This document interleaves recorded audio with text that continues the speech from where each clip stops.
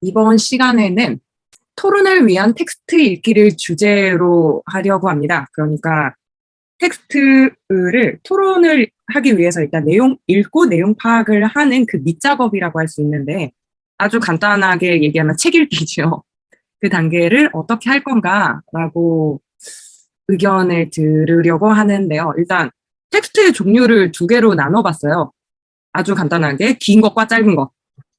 긴 것이라고 하면 그 100페이지 넘어가는 정도의 줄글인데 잠깐 보여드리면 그림책은 이런 식으로 그냥 한 페이지 기껏해야 뭐 10페이지에 20페이지 정도 20페이지 정도 되는 거고 줄글이라고 하면 보통 이런 식의 앞표지 있고 네, 목차가 줄글에는 있고요. 본문의 경우는 보통 이런 식으로 나타나죠. 그래서 본문은 그림책 같은 경우에는 거의 1시간 안에 그 텍스트를 다 읽고 학생들이랑 질문 만들기까지 거의 가능하다고 치면 줄글은 꽤 길게 해야 되더라고요. 그래서 저 같은 경우는 제가 그림책 하는 걸 말씀드리면 거의 읽는 방법이 두 가지예요. 첫 번째는 제가 그냥 처음부터 끝까지 다 읽어요. 모두 조용히 해. 내가 읽어주는 거 들어. 라고 할 때도 있고 어떨 때는 이건 김택신 선생님이 예전에 하는 걸 보여주셨는데 한번 읽고 나서 한 장의 글을 읽고 나서 뭐 잘 물렀거라 누구도 나 엑스레이 박사를 막을 수 없다 라고 하는 이 부분을 읽어놓고 애들한테 바로 제가 이 그림책을 읽었을 때 생각난 질문을 여기서 바로바로 하는 거죠. 그리고 여기 질문을 제가 생각나는 질문을 학생들한테 물어보기도 하고 아이들 보고 여기 이 한 장을 보면서 바로 질문을 만들어서 다 같이 이야기해 보기도 하고요. 비슷한 여기서 나오는 그 말들을 다 같이 보고 너는 비슷한 생각을 해본 적이 있니? 비슷한 경험을 해본 적이 있니? 라고 정말 한 장 한 장 씹어 삼키듯 천천히 읽을 때도 있어요. 근데 이게 장단이 있는 게 처음부터 끝까지 제가 쭉 읽어줄 경우는 질문 자체가 스토리를 전부 다 알고서 나오는 경우이기 때문에 굉장히 전체를 총괄하는 질문이 나온다고 하면 이 한 장 한 장씩 질문을 만들게 되면 확실히 이 질문이 이 뒤에 있는 내용을 물어보고 결과가 나오는 그 질문들이 나올 때가 있더라고요. 그러니까 시간 굉장히 그 과정도 물론 중요하긴 좋기는 하지만 시간이 좀 너무 많이 든다라고 하는 것도 있어요. 네, 저는 이런 식으로 그림책을 읽는데 선생님들은 어떤 식으로 책을 읽으실까요?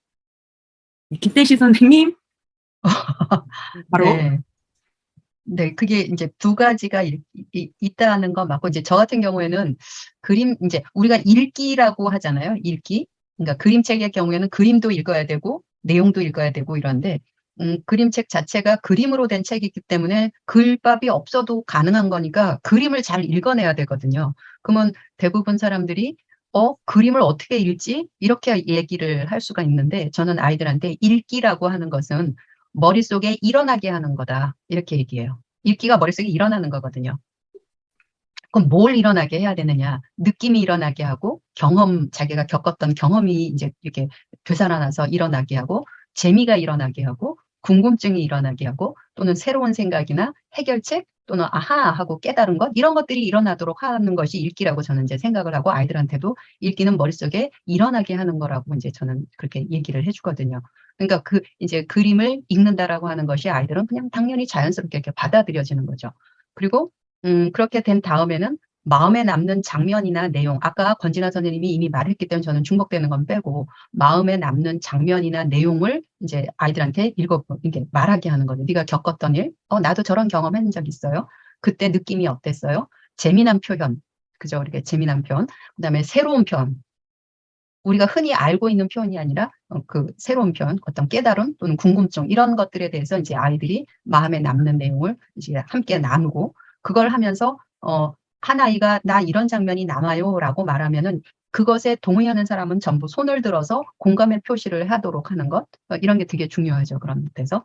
그리고 그 그림책을 읽을 때는 겉표지부터 앞표지부터 찬찬히 헤아리고 살피고 맛을 보면서 맛보면서 필요한 곳에 느낌표도 별표도 밑줄도 포스트잇 같은 데다 메모도 하면서 동시에 이제 작업을 해나가는 거죠. 처음에는 그런 것들이 있다더라 하지만 나중에 익숙해지면 바로 교과서에도 바로 밑줄 치고 물음표 하다 보면 그게 바로 질문으로 되고 느낌표 하면은 자기가 어떤 느낌이 있는 거고 자기가 생각하기에 이건 매우 중요하다고 하면 별표도 치고 네모도 치고 하면서 그런 자기가 읽어 나가면서 자기의 어떤 생각의 어떤 그런 판단 같은 것들을 거기에 이렇게 쭉 메모를 할 수 있도록 하고 포스트잇에다가 질문을 해서 나중에 질문을 모든 별로 이제 분류를 하게 되죠. 책 한 권을 읽었을 때. 그것은 동화책 줄 그린 경우에도 마찬가지예요. 그래서 때에 따라서는 앞면지에서 이쪽에서 궁금한 거, 이쪽에서 궁금한 거 이렇게 그 쪽수를 이렇게 펴가면서 여기서 궁금한 거 있는 것 또는 말할 거 있으면 해봐라 하고 천천히 이렇게 해줄 수 있죠. 아까처럼 읽어나면서 한 줄 한 줄 할 수도 있고 다 읽은 다음에 다시 앞으로 와서 앞면에서 궁금한 것 또는 느낀 점 이쪽에서 뭐 이런 식으로 해도 되겠죠. 그리고 또 어떤 그 뭐랄까 지은이 작가별로 읽기 이런 것도 좋고 주제별로 읽기 이런 것도 아이들이 좋죠. 그래서 두 권의 책 같은 경우를 비교해서 지은이는 같은 엄마의 사랑인데 다르게 표현하는 것 이런 것도 할 수 있고 같은 작가인데 아버지 엄마 아빠 뭐 앤서니 브라운 같은 경우 그런 거 있잖아요. 그런 것들을 어떻게 다루고 있는지에 대한 것들을 분석하는 것도 아이들한테는 재밌고 또 이제 저학년 같은 경우 저는 이제 그거는 뭐 당연히 그렇게 다른 사람들도 할 테지만 발음이라든가 맞춤법 겹받침 이런 거를 그냥 교육과정에 맞춰서 바로 지도를 해버려요. 그리고 소리나 흉내내는 말 있잖아요. 의성어, 의태어, 문장 부호, 문장 호응 관계, 대화걸 이런 것들을 그냥 그 그림책에서 그냥 바로 지도를 해요. 교과서로 지도를 하지 않고 그다음에 이제 번역하기는 많이 하는 거잖아요. 동시로 바꾸거나 대본으로 바꾸거나 아이들이 나와서 역할극을 특히 옛날 이야기 같은 경우는 나와서 이제 막 이렇게 꼬부랑 깽깽 뭐 이런 것도 하고 뭐 산 호랑이가 넘을 때 대굴대굴 구르기도 하고 뭐 이런 거 살금살금 뭐 이런 거 그래서 제가 그거를 읽어주면 애들이 그것에 맞춰서 나와서 몸짓으로 하는 것 또는 이제 그게 익숙해지면은 자기네 모둠에서 그걸 읽으면은 다른 모둠원들이 그렇게 행동을 해보는 거 이렇게 놀아가면서 하는 것 이제 패러디하기 이런 것 등등을 저는 그림책을 이제 읽을 때 그런 거를 해놓고 나서 이제 질문 만들기를 하면 아이들은 훨씬 더 이렇게 좀 뭐랄까 자질구레한 것들을 다 걸러낸 상태에서의 좀 고급진 질문들을 좀 이제 만들어내는 것 같더라고요. 근데 처음부터 이렇게 하기는 좀 힘들죠. 처음에는 그것보다 훨씬 더 자세하게 이렇게 안내가 필요하고 선생님이 판단하기에 이 정도면 좀 되지 않았을까 싶을 때는 조금씩 방법을 질적으로 바꿔가면서 이렇게 스며들게 하면 괜찮을 것 같다는 생각이 들어요. 지금은 그림책에 대한 거를 말하는 거 맞죠? 네네, 짧은 그림책이 네네네. 거 네, 맞습니다. 저 같은 경우는 네, 이런 식으로 읽게 하면 될 것 같아요. 그리고 결국은 토론을 위한 거니까 좋은 질문이 나와야 되는 건데 그 전에 충분히 그를 몸에 다 읽어내고 몸과 마음으로 다 느낀 다음에 좋은 질문. 바로 질문 만들어 가면 진짜 별별 질문들이 다 나오잖아요. 물론 그것도 좋지만 그거는 질문을 훈련시키고 이런 게 질문이구나 하는 거를 익숙하게 하기 위해서는 그게 필요한데 보다 더 질적으로 우리가 그림책이 주는 어떤 신미감, 그림책의 예술성을 충분히 만끽하면서 좋은 질문이 나와야 아이들이 좋은 토론을 할 수 있어서 이제 이런 과정을 거치고 있습니다. 네. 네, 감사합니다. 너무 좋은데요. 그러면 그 네, 다음은 박인보 선생님. 네, 예. 김태치 선생님, 금방, 특히 저학년 그거 할 때, 읽을 때, 그림책이 짧잖아요. 네. 지난번에 우리 책에서도 그런 이야기 많이 해주셔가지고, 왜 이웃집에서는 누가 살까 해가지고, 막 고양이 짚고 네네. 짚고 막 그랬었는데, 주로 일단은 한번 끝까지 읽고 나서, 애들이랑 끝까지 읽고 나서 읽혀주거나, 읽고 나서 하세요? 아니면 다 텍스트가 다 마무리되지 않은 상태에서도 할 때가 있으세요? 저 같은 경우는 그림책에 따라서 매우 달라요.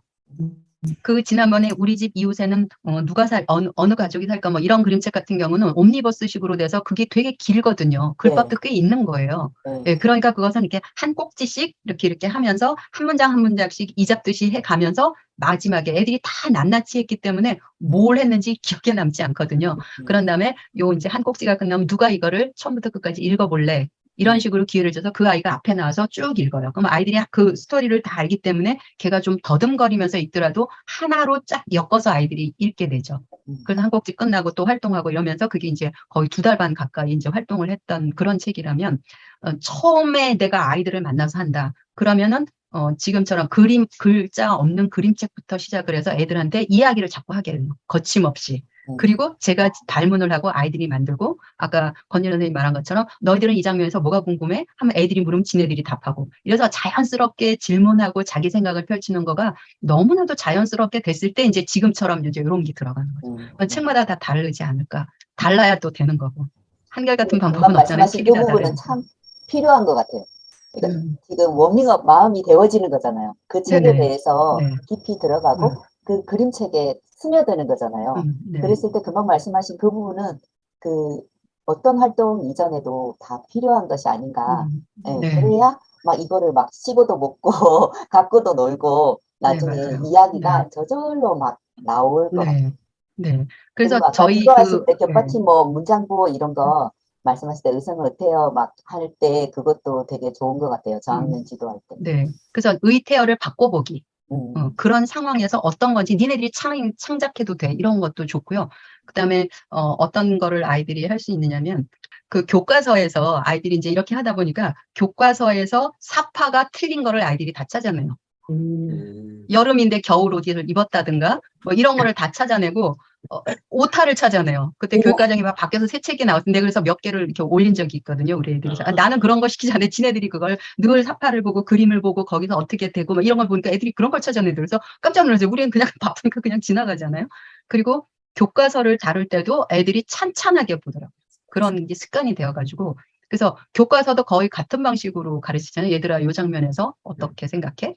뭐가 나온지 우리 한번 더 알아볼까? 이런 식으로 애들한테 호기심을 유발해서 알아낸 게 뭐야? 내가 가르치지 않고 그러면 이곳에서 니네들이 얼른 읽고 알아낸 게 뭔지 한번 말해볼래? 그러면 이제 읽고 책 덮고 하는 거예요. 그러면 애들이 기억도 하고 집중력도 있고 그것에 대해서 자기가 어떻다고 말을 하고. 그러니까 그리고 너희들이 오늘 뭐 받아쓰기 이거 진짜 어려워요 하는 거 발견하기 그러면 애들이 겹받침만 막 해갖고 칠판 앞에 와서 쓰는 거죠. 예. 그럼 같은 거를 먼저 하면 이제 못 쓰는 거예요. 그러니까 먼저 나와서 이제 밟다, 뭐 밟다, 뭐 애들이 이렇게 쓰면은 요 안에서 오늘 요거 알아가기. 근데 틀려도 상관없어요. 다음에 또 나오니까. 그래서 발로 밟다 그러면 막 쿵쾅쿵쾅 막 발로 밟으면서 뭐 리얼비브 막 이제 이렇게 놀이도 하고 이러면서 그냥 가르치는 거죠. 그냥 받아쓰기도 그냥 그렇게 가르치고. 그리고 때로는 오늘 조금 뭐 이렇게 발음하기 어려운 거 있으면 손바닥 칠판 헤어질 때 여기 손바닥 칠판에다가 선생님이 귓속말로 불러준 거 다 쓰고 가기. 못 쓰면은 제일 뒤로 가서 다른 애한테 물어서 다시 쓰고 가기. 그래서 하나는 쳐서 알고 가죠. 그래서 처음에는 받아쓰기가 우리 반이 아주 저조하거든요. 다른 반처럼 뭐 1번부터 20단계 뭐 이런 거 나눠주면서 그거 쓰는데 저는 그렇게 받아쓰기를 안 하거든요. 그거를 외우는 거는 외워쓰기지 받아쓰기가 아니죠. 그러면 요 안에 나왔던 말로 제가 문장을 창작을 해서 줘요. 요 안에 나와 있는 말로 창작을 해서 1번, 2번, 3번이 막 섞여 있게 되는 거죠. 그리고 때로는 그림책에서 오늘 했던 거 누가 잘 기억하나 봐야지 그러면서 오늘 되게 어렵다 그러면서 그거 넣어서 그냥 문장으로 받아쓰기를 한다든가 그래서 아이들이 처음에는 그 받아쓰기 되게 찔찔한데 나중에는 많이 쓰죠. 그러니까 공책이 그 스프링 달린 줄공책을 한쪽 반 두 쪽씩 쓰죠. 그 수업 시간에 1학년 애들이 그래서 가능한 것 같아요. 그래서 글을 쓴다는 거를 별도로 가르치는 것이 아니라 그냥 동시에 그냥 가르치는 거예요. 동시에. 당연히 말한 대로 쓰면 되니까. 근데 말을 할 때 생각을 말을 하도록 하면은 그게 그대로 글자로 바꿔주면 되는 거니까 나는 뭐라고 생각합니다. 왜냐하면. 예를 들면 누구는 이런 말을 했는데 나는 이렇게. 그게 그냥 평소에 말을 그대로 갖다 쓰면 그냥 그 논증적인 글이 그냥 되는 거죠. 선생님, 그리고 아주 좋은 문장이 있을 때 패러디하기 뭐 이런 거. 따라서. 선생님, 이거는 학급 운영이나 학년 운영할 때 저학년은 대부분 같이 동학년끼리 함께 하잖아요. 네. 서로 그런 좀 욕심을 부리고 그렇게 따로 좀 하고 싶었는데